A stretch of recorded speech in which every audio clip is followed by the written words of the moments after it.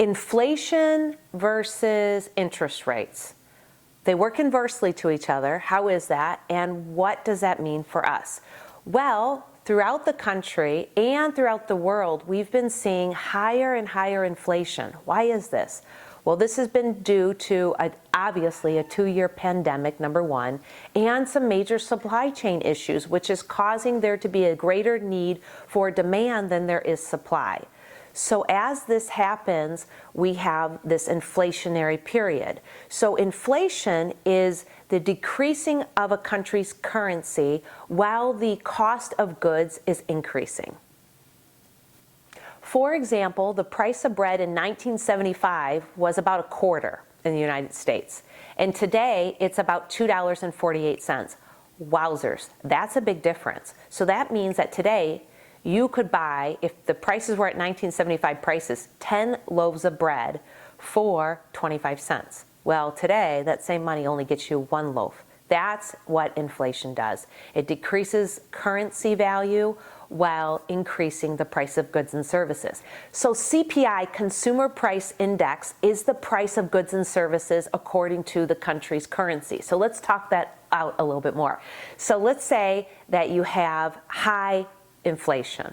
Well, you don't want it to be too high, so it's important to work through how much inflation you have and that you don't let it go out of control, because if it's too high, then sellers don't know what to set their prices and buyers don't feel confident to buy. If the inflation is too low, what happens is people won't buy because they think that the prices are going to yet go lower. So it's a delicate balance between inflation and not letting it go to what's called hyperinflation, where, for example, in Russia, the price of bread at one point was $300 for a loaf of bread. That is definitely called hyperinflation. So now interest rates. Interest rates will tell you what the cost is going to cost you with the amount of interest that you're going to pay, or how much you can earn in savings if in turn you choose to save that money. So if interest rates are 1% and you have $1,000, well then at the end of the year you're going to have $10 more in your bank account than you had at the beginning of the year because of your 1% earnings and interest. Conversely, if you have a loan and the interest is 1% and you borrowed $1,000, then at the end of the year you will have paid back $1,010. So if interest rates are low, if the cost of borrowing money is cheap, you'll have a tendency of spending more money.